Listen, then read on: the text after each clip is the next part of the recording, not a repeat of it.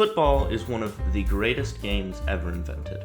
It's watched by millions of people all around the world.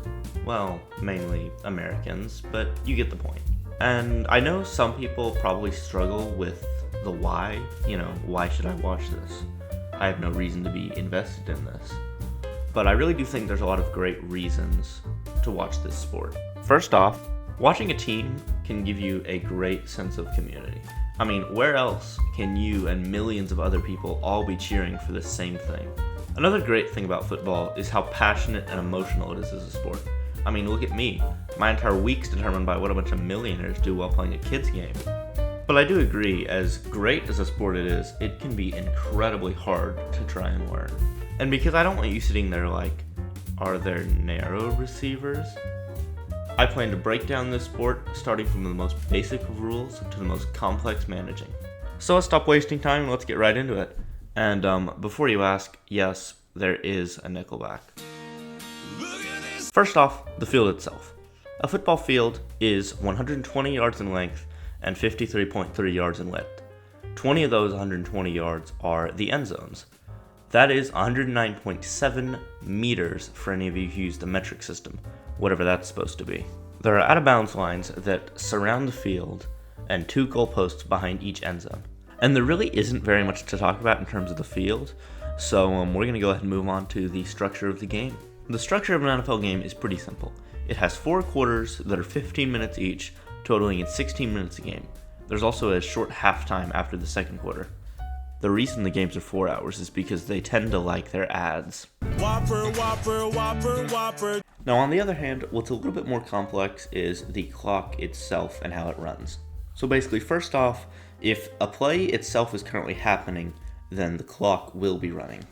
Then, if it wasn't an incomplete pass, a penalty, or the player didn't step out of bounds, then the clock will continue to run for a 40-second timer.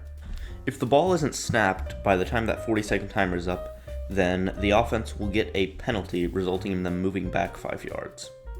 And the clock itself can be kind of weird in a lot of ways, so there are a handful of exceptions to this rule that we'll probably talk about in a later episode. Next up, we've got the offense. And the offense can be very complex, but if you break it down, it's very simple. The offense has one main goal, and that's to reach the opposite end zone further from where they started from. If the offense can manage to make it into the end zone, then they'll get 6 points. And football, it works on a downs basis. Downs are basically like tries. So a team will have 4 downs or tries to get 10 yards, and this will result in another first down. If 4 downs pass and the team can't get a first down in those, then the other team's offense will take over and get the ball where they failed. This means that on most 4th downs, a team will send out a punting unit to punt the ball to the other side of the field, making it harder for the other team to move down the field. So yes, there is at least some kicking in football. Now we have the offense doing their thing, which is fun and all, but we need someone to stop them from moving the ball down the field. So that's where the defense comes in. The goal of these annoying guys, as I'm sure you guessed it, is to stop the offense from getting into the end zone and force them to punt the ball.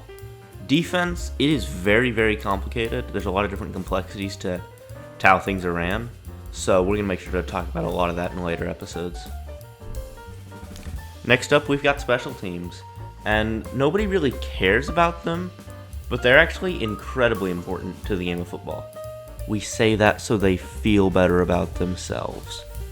But in all seriousness, special teams can be the difference between a game being won or lost. And some people might not think they're very good at their job, but kickers are incredibly important to their team and they put tons of work in every week.